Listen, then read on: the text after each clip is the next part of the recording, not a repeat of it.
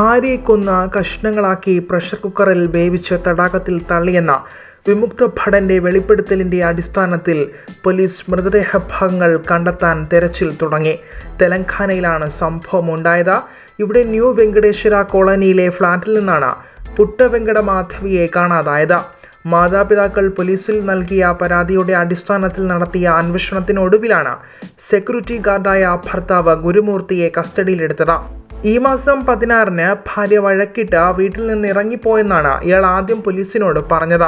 മാധവിയുടെ മാതാപിതാക്കൾ 18-ന് പോലീസ് സ്റ്റേഷനിൽ പരാതി നൽകാൻ പോയപ്പോൾ ഇയാളും ഒപ്പം പോയിരുന്നു. പെട്ടെന്നുള്ള പ്രകോപനത്തിലാണ് കൊല നടത്തിയതെന്നും തെളിവ് നശിപ്പിക്കാനാണ് മൃതദേഹം വെട്ടിമുറിച്ചതെന്നും പ്രതി പോലീസിനോട് പറഞ്ഞു. മൃതദേഹ ഭാഗങ്ങൾ തടാകത്തിൽ തള്ളിയെന്നാണ് ഇയാളുടെ മൊഴി. ദമ്പതികൾക്ക് 2 മക്കളുണ്ട്. తేదీ 18/1/2025 నాడు సుబ్బమ్మ భర్త పేరు వెంకటరమణ అనే మహిళ ఫిర్యాదురాలు పోలీస్ స్టేషన్కి వచ్చి ఫిర్యాదు ఇవ్వడం జరిగింది.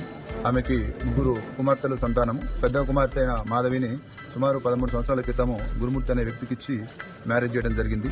వీళ్ళిద్దరిది కూడా ప్రకాశం డిస్టిక్. గురుమూర్తి అనే వ్యక్తి ఆర్మీలో పనిచేసి రిటైర్ అయి ప్రస్తుతం కంచన్బాగులో సెక్యూరిటీ గార్డ్గా పనిచేస్తుంది. గత 5 సంవత్సరాలుగా మన వెంకటేశ్వర కాలనీ జిల్లెలగూడలో ఉంటుంది.